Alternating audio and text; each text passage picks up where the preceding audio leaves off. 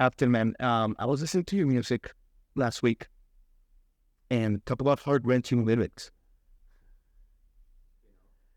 Yeah, it's I mean, sometimes, but yeah, no, I mean, I think that the music is sometimes born of pain, and sometimes pain is how you find the songs. And I guess maybe coming from where I come from, right in between where blues and and country music started, like that's those kinds of lyrical influences and stuff, or the blues and country music are probably ingrained in me. But is it?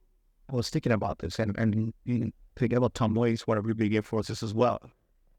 Is it? I would imagine it's hard to get into a state where you create, because your songs are fantastic. I mean, they're so powerful, but but once you get into that world of the pains of that of existence or real big challenges, is it easy to come out, basically? Yeah. Kind of like. Oh, for sure. Well, while I'm playing the songs, I mean, it is my intention to relive the pain almost in a therapeutic way. But the writing of it is also therapeutic, and yeah, I mean, you put it on the paper and then it becomes something that you can compartmentalize a little bit easier, when it's a song. Whereas when it's just like this nebulous cloud of pain, sometimes that's a little tougher to kind of, put in a box so that you can move on and appreciate, and continue to find the good things. But you have to deal with the bad things too. So, and that's the basis of so much of our philosophy and theology is that, is how to deal with pain. Mm-hmm. That's not to get on a terrible rant, but I was just having this conversation recently about the AI music and AI art, and it's like that's why it can't. Well, that's precisely my point, is that it can't find the same things humans can find because it can't fear death and loss, and it doesn't risk anything by communicating. Do you fear that? Yeah. Do I? Yeah. Well, I mean, just biologically and innately, I do. I mean, I don't walk into traffic without checking both ways. I mean, I fear it that much. I stop at red lights. I fear it that much. As far as like something I obsess about or anything like that, probably not. I mean, I think about existence a lot. So certainly that's a part of it. And I want to be, as prepared for it as possible. But I think that that's just a matter of trying to live in the moment as much as possible. It's kind of it's a strange paradigm, though, that, to best deal with this unknown future is to stay in this present and try to appreciate all of it. Yeah, I'm not afraid of that. I am afraid of not being loved. And that's something that you have a wonderful, loving partner, and you are very beloved in this Nashville community. Wow. Well, as are you. Yeah, I mean, see, that doesn't make me, I guess maybe because I've never had to deal with it, but I was raised by loving parents even after they divorced, and I've had good, close friends around me all my life, and I guess I've never experienced a lack of love, but those examples and those experiences, they give me a piece about, even people that don't like me, because I do know that I'm loved by those people, but also that, we're all the same. Everybody wants it. Everybody needs it. Yeah. Anyway, that's probably that's a part of the song I'm going to say that. I love that you brought that forward, because you're upbringing in Mississippi. You mentioned key part of music, but you had a really close relationship with your mom, right? Oh, yeah. So music. Oh, absolutely. Yes, me and my mom. Oh, yeah. Yes. Yes, she is. Debbie Elliott. Debbie Elliott. Oh, she is the most beautiful, or you will be lucky when you meet Debbie Elliott. She comes up to Nashville a lot. My brother's up here, and my nieces, her grandchildren. So So hopefully I'll let you know when she's in town, and you will. That's like my earliest memory that I have is us being on stage. I don't remember rehearsing for it or anything like that, but I remember being on stage with my mom and us singing like some duet at a Christmas thing at State Boulevard Baptist Church. I must have been 4 years old, maybe something like that. But yeah, I mean, singing on the stage with her. Yeah, I mean, it's certainly a cornerstone of my life, you know. Yeah. Well, so when you decided to like kind of pursue music full time, I mean, she gets it as she gets it, you know. I mean, she's always been supportive, but you know, I mean, she, like any other mother, she doesn't want me, you know, wasting my time and chasing things that don't pay. I mean, she's got a mentality of, you know, which I share as well. I mean, we share the same values. You know, we have to eat, you have to take responsibility for bills and stuff. And, you know, unfortunately, the economic situation of music is such that that's difficult for people, but it's still worth it. Anyway, no, she gets it and she loves it. She's my biggest fan. You know, she has executive produced a number of projects. No, and she's forgiven me for all of it because I went back to school and, you know, did the things that I should have done. And now I get to do a little bit of both. Well, let me ask you about that because you're such a fascinating character for many reasons. But the fact that, you know, you've been, you know, a lawyer, you've been a philosophy, like you've done so many beautiful things. Why keep coming back to music? Well, that's it, right? Instead of, you know, just becoming like a... Well, I mean, I love it. You know, I mean, it's a part of me. I think it's an ancient part of me. You know, I mean, I think that thousands of years ago, whatever iteration of this consciousness and this essence that is a part of me was a cave dweller who was, you know, kicking the beat and the melody off for some ceremony, or, you know, a minstrel in the streets, or you know, a singing monk in a temple. I don't know, or maybe a bird. I don't know. I think that there's just something, a part of me that wants to sing. And maybe it was all lit up by that moment on stage with my mom. Maybe it's in everybody and it just takes a you know, gunpowder in the right place. I don't know, but it happened to me and I love it. I also just love communicating. You know, I love talking to people. Well, thank you very much. And, you know, music is my favorite way to do that. You know, I mean, those are the things that have affected my philosophy and my, you know, view on the world are songs, and that's the way I want to communicate with other people as much as I possibly can, because it's been so important to me. Now that's true with all sorts of other mediums as well, but I know there's just something innate. I mean, like I said, I think it's ancient, I think it's sacred, and I don't think I can really describe it, but I know it's there. Yeah, you really also are a great writer. Like another. Thank you very much. The Nashvilleian and a whole bunch of other publications. Well, I hope so. I mean, to be when you're a front guy, gotta be always. Well, I mean, some people are better at it, or some people are more sophisticated at it. Some people are a little bit more straightforward and blunt with it. I just think it's all about how you communicate, you know. Like, I think that we as a species have like an evolutionary desire to communicate, and, you know, just like different birds make different sounds. Some are, you know, more pleasing to this ear, that ear, but, you know, they're all beautiful. You know, somebody that just gets up there, and I mean, I've got some of my favorite songs have 0 words, you know, some of them are just one sentence over and over again, but I mean, I will admit that, yeah, I mean, I get really into like 7-minute long Bob Dylan songs that are just all, you know, explanations of the deepest topics and things like that. I mean, right, the one that was all about, I can't remember the name of it off the top of my head, the JFK assassination, yeah.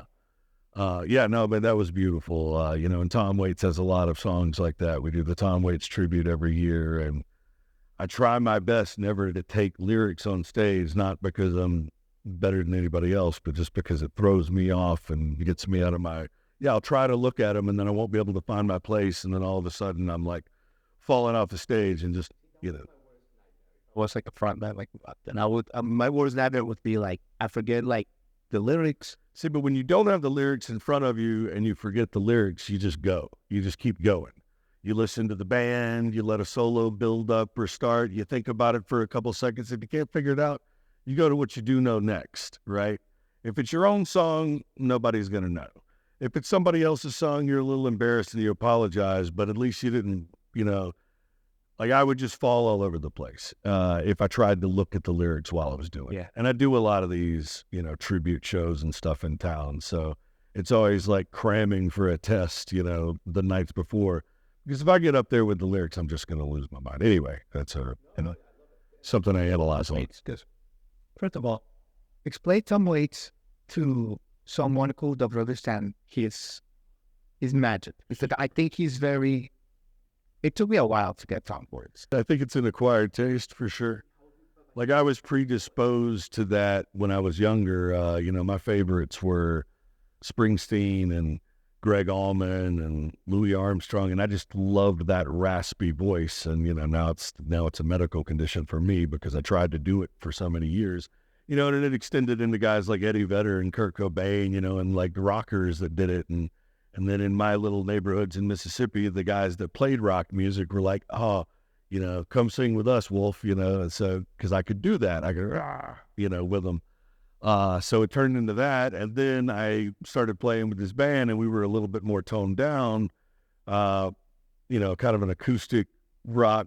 I mean, I guess back then there was no such thing as Americana. They called it post-alternative, and it wasn't as country, but some of that post-alternative, no depression stuff was starting to creep in. Anyway, it was along those lines. And one of the guys was like, oh, you must be a big Tom Waits fan because I was singing. I thought I had no idea who that was. He gave me Rain Dogs and like, that was the end of it for me. And then it was like, I fell even deeper down the well and ruined my voice even more, trying to write and sing like Tom Waits. I got a lot closer to the singing than I ever did to the writing. But, I spent years just, a number of years just trying to emulate what he was doing, just really shamelessly. But, and I think that we find our voice when we try to imitate our heroes. And, he was just heroic to me when I first heard his music. He's a pure artist that's gone through so many evolutions, but you can break it into a couple of things. Like he started as kind of a country folkish singer, and then he became kind of a jazz blues crooner. And then in the 80s, he became an avant-garde surrealist artist that incorporated all of the country and jazz and blues from his earlier career into this just otherworldly artistic sound that, is just, it's indescribable unless you listen to it, but it's got elements of all sorts of found music put together in such an amazing way. And his lyrics on top of that are just, grade A philosophy and theology put into like folk poems. Oh, absolutely. Yeah. Oh, he's a genius. He's a genius with a beautiful perspective and a very open mind that finds just some of the most incredible phrases and, and puts them over simple rhythms that have just beautiful bluesy and jazzy counterpoints. No, I mean, he's a genius. He's certainly amongst one of my favorites ever, one of the most influential people on me musically. I see you around town, obviously at a lot of shows, but we're running the same circles. You have your own show, all that stuff. And I always see you like such on deep appreciation and deep observancy of our colleagues and all that stuff that goes around town. I would imagine, you wrote a great piece about Grace Powers and all that stuff, but I would imagine that has to be one of the coolest things about your job and what you do, and being in Nashville, just kind of like being able to get inspired or get a reference. That's it. I mean, Nashville is it's a valuable place to be because of that, right? The business part of it aside, which I don't pay much attention to, the beauty of Nashville is that it's an outpost, and all the best people come here. It's beautiful for recording your music because you just have this huge pool of people that are just amazing. And look, supply brings price down. But then you also have, you can go see some of the most amazing musicians and brilliant songwriters. And I mean, that's absolutely what inspires me. I mean, that's why I do this, is because those things inspire me so much. Well, around Nashville, I mean, there's so many people, Aaron Lee Tasjan's new record is incredible. Oh, it's amazing. Oh, absolutely. My friends Cordovas have amazing music that every time I watch them live inspire me. Brian Wright, one of the greatest lyric songwriters, and his wife Sally J is incredible. Hannah Fairlight just released an incredible new record, very rockin', and I went and saw her and Nikki Barber and Brandy Sedan at the Underdog for that release, and just blew me away, the power. Oh my God. Jamie Harris, a friend of mine that I've got a single coming out with in August. We did a cover of Dead Flowers. It comes out in August.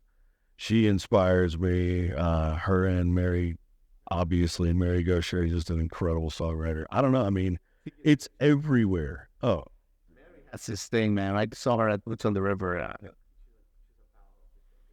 She's so powerful, and her book's amazing. Oh, absolutely. Her book is incredible, and her song "Mercy Now" literally, her book's called "Saved by Song," and her song "Mercy Now" literally did save a friend of mine back in Mississippi who was going through a tough time. I mean, there's so many people that inspire me.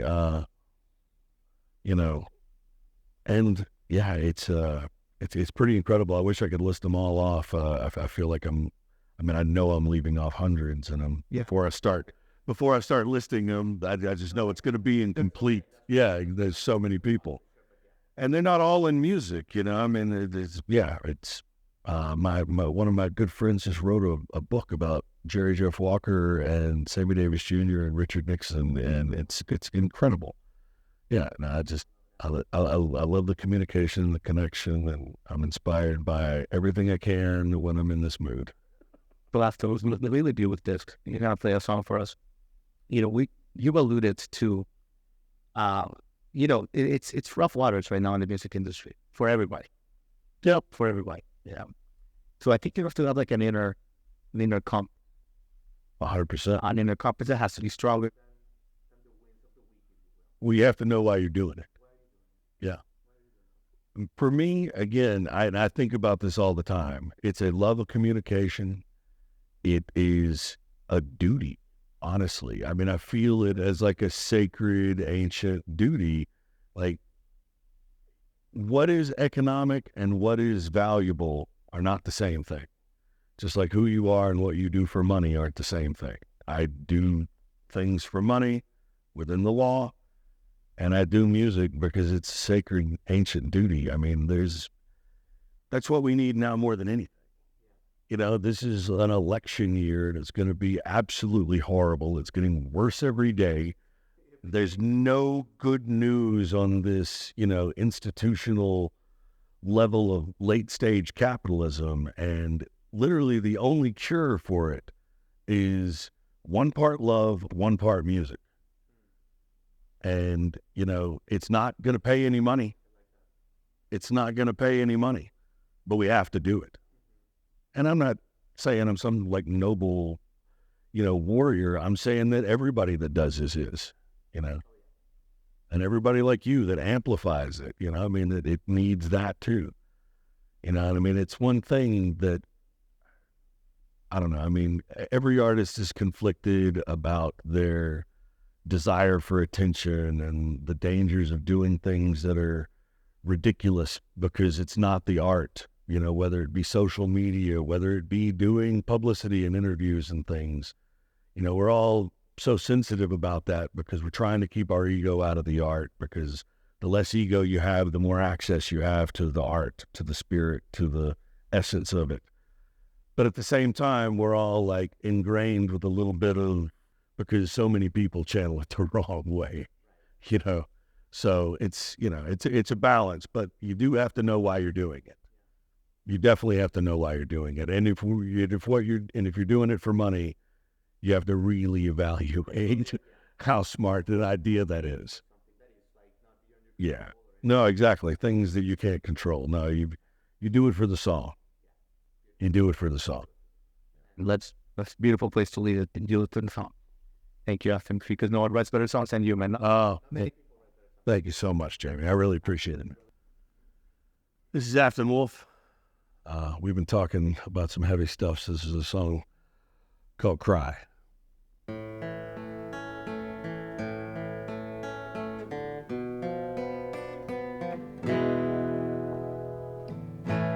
When you can't describe it, this pain that you feel, that's how you know that the love, it was real. Everything's changing like it's always been true. The moon and the tides are heartbreaking you. There's nothing that can be done. There's no one to fight. There's no use trying to run. There's no point in trying to hide. All you can do is cry. Cry, cry, cry, cry.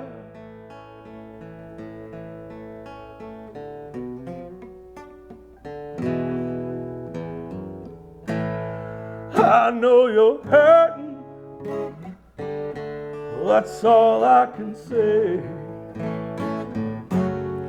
because you know that we don't all hurt the same way, but we're all in the same boat. Down this river we go,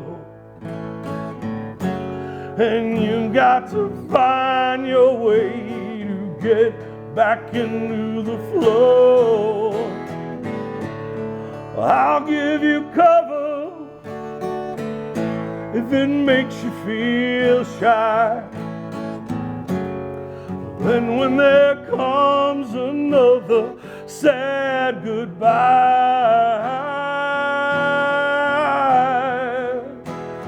know that I got you and know that you always can cry. Cry, cry, cry, cry. Cry, cry, cry.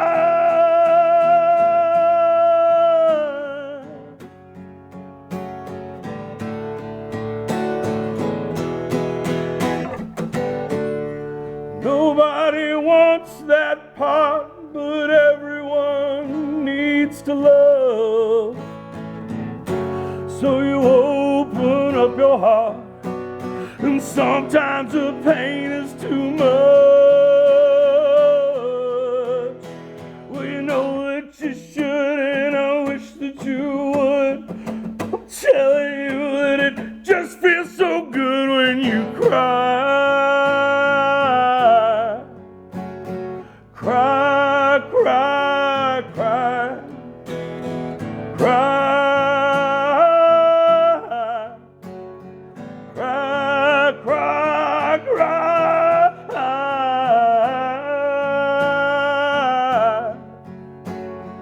Cry, cry, cry, you can cry.